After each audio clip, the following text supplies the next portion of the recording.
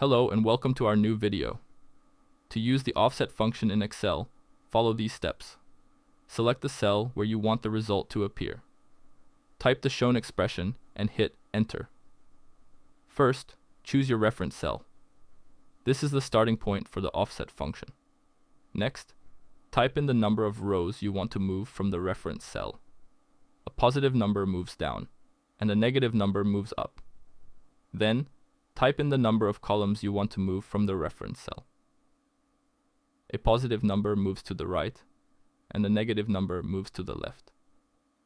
Optionally, you can specify the height, number of rows, and width, number of columns, for the range you want to return. If you want to return a single cell, you can leave these as 1. Close the bracket and press Enter.